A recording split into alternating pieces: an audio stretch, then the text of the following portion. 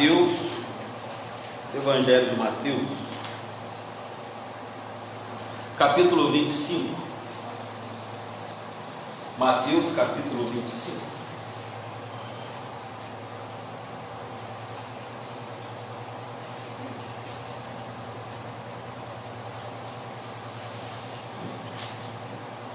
Eu quero falar dessa parábola hoje, onde é chamada de a parábola das 10 virgens.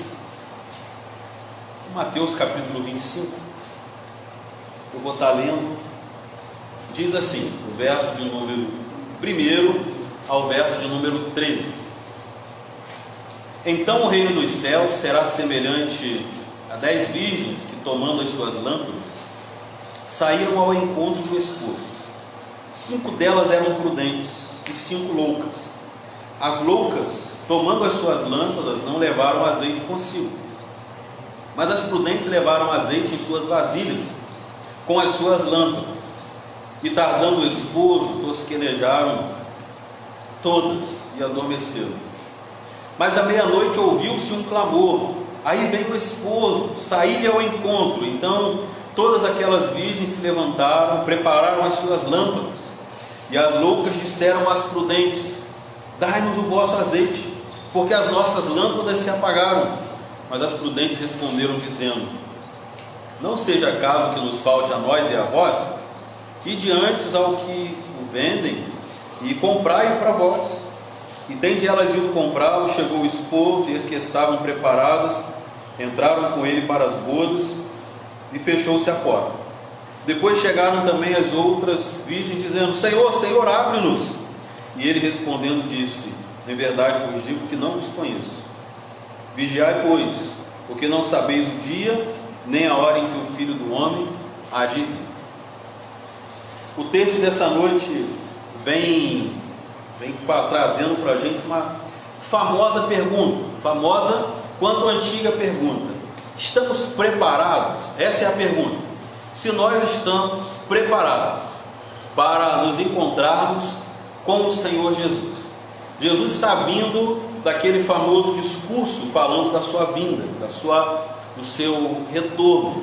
Jesus está falando da sua ida, da grande tribulação, da vinda do Filho do Homem, da questão da gente vigiar. E Jesus está vindo desse sermão contínuo dizendo sobre o seu retorno, sobre o fim de todas as coisas. E aqui ele faz uma parábola, e Jesus usava parábolas para descrever melhor às pessoas a mensagem que ele queria. Parábola era uma ilustração onde as pessoas que falavam, que pregavam, usavam para melhor descrever uma situação. E Jesus está dizendo aqui, nessa parábola das 10 virgens, dizendo para a gente o seguinte: precisamos estar preparados para a volta do Senhor Jesus. Vamos ver o que o texto ele continua dizendo. Diz que existiam 10 virgens, 10 mulheres em que estavam esperando o esposo. Essas mulheres somos nós, representação da igreja do Senhor Jesus, representação das pessoas da igreja, e estavam esperando ao esposo, que é o Senhor Jesus. Em outras palavras, nós hoje estamos esperando a volta de Jesus. Então, sendo prudente ou não sendo, todos estamos aguardando o retorno de Jesus, ele chegar. Só que diz o texto que tinham 2 grupos de pessoas esperando: as loucas e as prudentes. E diz o texto lá no 3 que as loucas, tomando as lâmpadas, não levaram azeite. A gente hoje conhece, né, esse famoso azeite que temos em casa, o azeite de oliva, que tem até alguns no mercado misturado com óleo, uma bagunçada danada que tem lá. Mas o azeite puro, ele pega fogo igual querosene. Bota, acende fogo nele, ele fica queimando ali um bom tempo.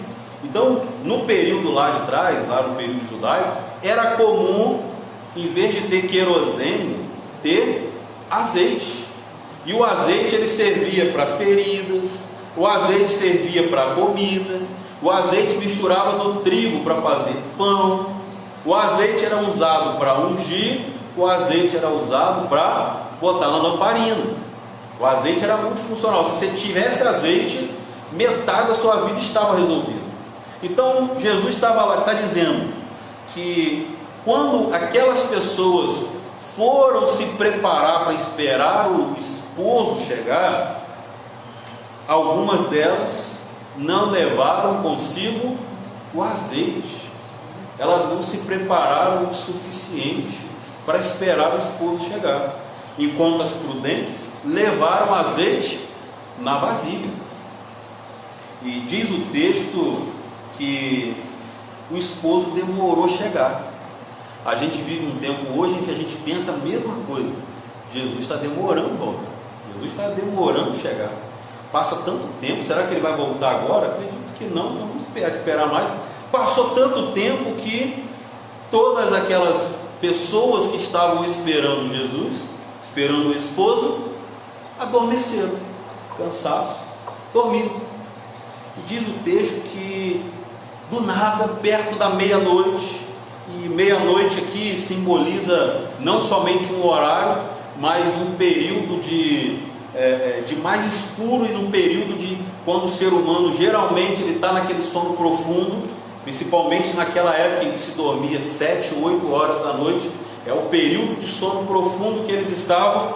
Diz que passou alguém gritando: o noivo está vindo, o noivo está vindo. Imagina, né? O noivo está vindo e levanta daqui, levanta de lá, e pega a vasilha de azeite, pega a lamparina e junta aquele monte de coisa. E diz o texto que todas aquelas mulheres se levantaram e prepararam suas lâmpadas. Verso 7. Prepararam suas lâmpadas, ligaram as lâmpadas. Só que as loucas, que não levaram consigo o azeite, disseram assim às outras prudentes: empreste o seu azeite para a gente, divida o azeite de vocês para a gente, porque nós esquecemos. Aí as prudentes olharam para elas e falaram assim: se nós dermos para vocês, vai acabar a de vocês e a nossa, e vai ficar todo mundo sem nada. E elas ainda deram conselho: vão correndo e comprem azeite na venda. Mas diz o texto que enquanto elas foram, o esposo chegou, trancou as portas. Aquelas mulheres chegaram de novo correndo: Senhor, Senhor, abre, a gente está aqui. E diz o texto que aquela famosa frase de Jesus, que parece que Jesus está esperando o tempo certo para dizer, né? Vão embora, porque eu não conheço vocês. Jesus diz isso em duas partes. Duas vezes ele fala isso, nesse texto e no outro texto. E diz o texto que Jesus diz assim: vigiai, pois, porque não sabeis o dia nem a hora que o Filho do Homem há de vir. Esse texto simboliza muito as nossas vidas, e tem muito simbolismo religioso nesse texto. O primeiro simbolismo desse texto, e o mais importante, é o azeite. É o azeite. O azeite sempre simbolizou na Bíblia a presença do Espírito Santo de Deus. Se os irmãos olharem o Antigo Testamento, tinha lá um candelabro dentro do templo, o templo, imagina, igual ao nosso, dividido em 3 repartições. Na repartição do meio tinha um candelabro do lado de cá, um candelabro com 7 pontas, e aquele candelabro era aceso com azeite, e tinha uma vasilha de azeite. Todos os dias o sacerdote tinha que botar azeite no candelabro, riscar o foguinho dele lá e acender o candelabro, para que a presença do Espírito Santo fosse manifestada diante deles. E aquilo simbolizava que o Espírito Santo de Deus estava ali, estava presente, estava se manifestando no meio deles. O azeite aqui simboliza a mesma coisa. Nós estamos aguardando a volta do Senhor Jesus. Nós estamos esperando Jesus voltar. Cantamos: Jesus virá, outra vez aqui ele virá. Nós cantamos, nós falamos com alegria, nós aguardamos ansiosos a volta de Jesus, aguardamos o dia em que vamos parar de sofrer na terra e vamos desfrutar da Jerusalém celestial. O problema é que sem a presença do Espírito Santo nos nossos corações, nós não chegamos lá. sem o Espírito Santo na nossa vida, que é o azeite, nós não conseguimos chegar lá. Paulo, quando ele escreve aos Efésios, Paulo escrevendo aos Efésios, capítulo 1, Paulo fala que nós fomos selados pelo Espírito Santo de Deus. Ele diz que Deus nos abençoou, fomos para o louvor da sua glória, e ele diz que nós fomos selados, nós temos o selo do Espírito Santo. Está lá no capítulo 1 de Efésios. Depois os irmãos podem ler lá, Paulo descrevendo sobre a vida do cristão, sobre como nós fomos comprados, e o Espírito Santo de Deus nos sela, carimba sobre as nossas vidas esse selo, que é a garantia que vamos chegar no céu. Agora imagina, chegarmos diante de Senhor Jesus sem o Espírito Santo de Deus, chegarmos lá sem o selo do Espírito Santo, é como se chegássemos diante do noivo sem o nosso candelabro aceso. É como se chegássemos diante de Jesus como essas loucas que chegaram diante do noivo e chegaram atrasadas com o Espírito Santo. A Bíblia é clara: depois que Jesus vier buscar a tua igreja, não vai haver segunda oportunidade. Não tem como. Jesus vai vir, vai buscar, e as pessoas vão querer depois Jesus, mas o Espírito Santo de Deus não vai estar mais presente na terra. Eles vão ter a Bíblia, mas não vai ter mais a presença do Espírito Santo para selar os corações e para guiar eles. Vai acabar isso tudo. A gente precisa pensar no seguinte: nós estamos preparados, o Espírito Santo de Deus habita em nós, estamos nos enchendo com o Espírito Santo de Deus todos os dias. Hoje pela manhã a lição foi fantástica, por mais que eu não tenha ficado nas classes, foi lindíssima, falando sobre a suficiência de Deus na nossa vida. Tem um livro de John MacArthur chamado Nossa Suficiência em Cristo, dizendo que Cristo é o suficiente para as nossas vidas. O que Jesus está dizendo é o seguinte: nós podemos viver, nós devemos viver, devemos fazer as nossas coisas, devemos comprar, comer, se alimentar, trabalhar, nos divertir, fazer tudo, mas não podemos deixar o Espírito Santo de Deus sair das nossas vidas, senão vamos viver uma vida na terra em vão, vamos perder a nossa moradia celestial, vamos perder. Então, olhando para esse texto, eu quero tirar aqui algumas coisas de tudo que eu falei. Primeira coisa que a gente precisa fazer para a gente estar preparado: repare bem a sua vida e veja se há prudência nas nossas vidas. O que é ser prudente? É ser cauteloso, é andar com muito cuidado, saber aonde pisa, saber se você consegue pisar e saber se você consegue chegar no fim da sua caminhada. Vou dar um exemplo para os irmãos. A gente fala assim: vou fazer uma caminhada daqui no asfalto. Olha que caminhada boa, né, Albertinho? Imagina, vou caminhar. O problema não é chegar no asfalto, o problema é voltar para casa. Porque chegar lá, a gente vai com toda a empolgação do mundo, nós vamos com alegria. Não, eu tenho uma meta para chegar. Agora, fomos prudentes o suficiente para pensar na volta? Isso é prudência, saber aonde podemos chegar e aonde nós devemos parar. Ser prudente é olhar em nossa volta e pensar assim: vou viajar.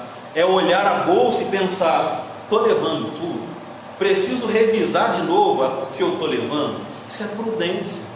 É você ir fazer algo e saber que você está carregando tudo para aquilo que você vai fazer. Isso é prudência. Agora imagina, a pessoa vai trabalhar, né, Carlinhos, com obra, não leva ferramenta. Aí chega lá, sabe o serviço que tem que fazer, tem que subir uma parede, tem que fazer uma massa. Ah, eu esqueci a enxada em casa. Vai fazer concreto, vai fazer massa de pá, com a colherzinha de pedreiro, vai virar uma massa? Não vai virar uma massa. Foi imprudente, faltou ferramenta. E nisso, a gente, geralmente, quando a gente saía para congresso, antes dessa pandemia sempre tinha, a gente carregava cozinheiros e a gente falava assim para os cozinheiros: não precisa levar nada, tem tudo no local. Mas toda cozinheira, o que ela faz? Ela leva um monte de coisa, leva. No congresso, no retiro que teve aqui na nossa igreja, eu falei com as cozinheiras, antes, o pastor da igreja: ó, não precisa trazer nada, tem tudo aqui. Aquelas mulheres trouxeram um monte de coisa, trouxeram pá, trouxeram panela. Não, pastor, a gente tem que ser prevenida, correto. Isso é prudência, ser prevenido. Então a primeira coisa que esse texto diz para a gente estar preparado para se encontrar com Cristo, precisamos viver com prudência,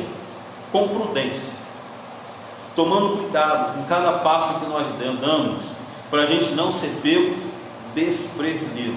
A segunda coisa que o texto nos ensina: existem pessoas loucas do nosso lado, perto da gente, e se a gente der confiança, arrastam a gente para longe do Evangelho.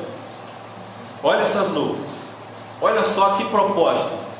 Como vocês são boazinhas, emprestam azeite a gente, né? Emprestam azeite a gente. Ou seja, ajuda a gente a ser menos imprudente, ajuda a gente a consertar o nosso erro, errando também. É isso que elas pediram. Porque se aquelas mulheres que levaram azeite emprestassem o azeite, elas estariam errando, porque o azeite delas não ia durar, e os das outras também não iam durar. Então estaria todas elas no mesmo buraco, erradas, sem se encontrar com o noivo, sem ir para o céu, sem se encontrar com Jesus. Do nosso lado, próximo da gente, vão existir pessoas loucas, que, se possível forem, arrastam a gente para o inferno. Então toma cuidado. Tem gente do nosso lado que vai levar muitos de nós para o inferno, com propostas indecentes, com propostas lindíssimas, que aos olhos humanos podem até parecer bom. Tem coisas que parecem boas para o coração humano, mas o seu fim leva a gente para o inferno. Então, olhando para o texto, para a gente estar preparado, o texto bíblico eu estava querendo lembrar: há caminhos que ao homem parece ser bom, mas o fim deles são caminhos de morte. Eu acho que Siqueira citou ali agora, não foi? Viu? O pastor está com o ouvido mais ou menos bom ainda. Obrigado, Siqueira. Então a gente olha para o texto e pensa assim: tem as prudentes, e as prudentes nos ensinam a ser prudentes. Tem as loucas que dizem: cuidado com os loucos desse mundo. E a terceira, a gente precisa, quando nos encontrarmos com o Senhor Jesus, nos alegrarmos, porque grande vai ser a alegria daquele dia. Essas mulheres que eram prudentes, elas estavam tão focadas na vida delas, que elas foram prudentes, carregaram o azeite, não dividiram, não se corromperam com as coisas desse mundo, e aguardaram ansiosas para que o noivo chegasse, para que Jesus chegasse. Para a gente estar preparado aqui na terra, a alegria de se encontrar com o Senhor Jesus precisa começar aqui na terra. Por isso que nós somos alegres, por isso que a gente vive feliz, por isso que nós vivemos um evangelho cheio de alegria, cheio de esperança, cheio de paz, entusiasmados, porque nós vamos morar no céu. Quando cantamos Jesus virá outra vez aqui, o nosso coração se enche de alegria, porque Ele vai voltar para buscar a gente.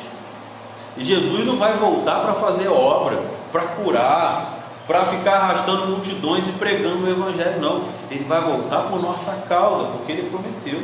Ele vai voltar para chamar eu e você para ir para a glória celestial. Ele está lá no céu preparando um local lindíssimo para nós. E a gente precisa ficar aqui na terra pensando assim: não, eu vou morar no céu, aleluia. Um corinho que fala assim, né? Eu vou morar no céu, aleluia. Que a gente siga isso. Nós vamos morar no céu, e ninguém tira isso da gente, somente nós tiramos isso da gente. Olha só, é algo fantástico. Ninguém toma a nossa coroa, ninguém tira a salvação da gente, mas a gente consegue perder esse negócio. É só a gente ser imprudente, dar ouvido aos loucos desse mundo que andam ao nosso redor. É só a gente se comportar um pouquinho erroneamente aqui na terra, que a gente vai acabar perdendo a nossa coroa, perdendo o nosso lugar no céu. O que essas mulheres e o que essa parábola que Jesus nos ensina é isso: prudência, cuidado. Tem uma musiquinha que a gente canta com as crianças mais novinhas, né? A gente canta assim: cuidado, boquinha, o que fala, cuidado, olhinho, o que vê, o Salvador no céu está olhando para você. Cuidado, boquinha ou olhinhos, o que fala, o que vê, depende da parte da música. Cuidado é prudência. Quando nós tomamos cuidado com aquilo que falamos, quando nós tomamos cuidado com aquilo que vemos, quando nós tomamos cuidado onde andamos, estamos nos tornando prudentes. Salmista, Salmo capítulo 1, verso de número 1, diz assim: bem-aventurado é o jovem que não anda segundo o conselho dos ímpios, não se detém em caminho de pecadores, não se assenta à roda de escarnecedores. Verso 2: antes tem o seu prazer na lei do Senhor, e nela medita. Isso é prudência. Toma cuidado com quem anda, com quem fala e aonde se assenta, e antes de fazer essas coisas, medita. Josué, palavra de incentivo de Deus para Josué: Josué, se esforça-te, tem muito bom ânimo, tome cuidado de observar tudo quanto na lei está escrito, não se desvie nem para a direita e nem para a esquerda, porque o que está escrito lá vai te conduzir por todos os caminhos que você andar. Isso é prudência. E agora, para a gente encerrar, qual é a melhor forma de ter prudência? Lendo esse negócio aqui. Lendo isso aqui. Deus olha para o povo de Israel e fala assim, lá em Deuteronômio: quando vocês forem ter um rei, e vocês vão querer um dia, e olha aqui em Deuteronômio, o povo estava saindo do Egito, ainda ia demorar muito tempo para Israel eleger um rei. Deus olha para os israelitas e fala assim: quando vocês forem ter um rei, fale algo com eles assim, medita nessa palavra dia e noite, coloque essa palavra na tua cabeceira. E a cabeceira dá aquela ideia de acordar e olhar e pegar na primeira coisa. Geralmente, hoje em dia, dormimos com o celular na cabeceira, mas é o conselho de Deus, dormir com a palavra dele na cabeceira, para quando acordar lembrar. A palavra de Deus é quem me norteia, a palavra de Deus é quem me guia. Antigamente, tínhamos um costume bonito nas nossas casas, era bonito e feio ao mesmo tempo. Feio porque não atribuía graça, mas bonito porque a gente deixava a Bíblia aberta, sempre em algum lugar. Lembram desse tempo?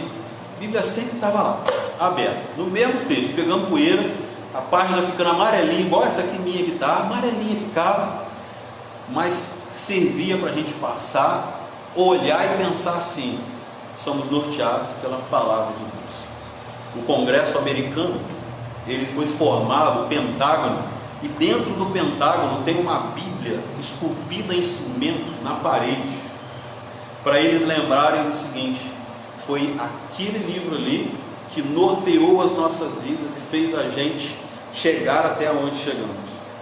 Se a gente seguir esse livro aqui, nós vamos ser pessoas prudentes aqui na terra.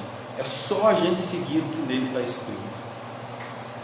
Vamos tomar cuidado com os loucos desse mundo, que estão doidos para derrubar a gente. E vamos viver uma vida sensata aqui na terra, aguardando ansiosamente o Senhor Jesus voltar, aguardando com alegria, com felicidade, porque Jesus vai voltar aqui na terra. Nós possamos ser pessoas prudentes, saudáveis, santas diante do Senhor Jesus, para com alegria receber, chegar perto dele, chegar diante dele de braços abertos e ouvir aquela lindíssima frase: vinde, benditos de meu Pai, para um lugar que eu estou preparando para vocês desde a fundação do mundo.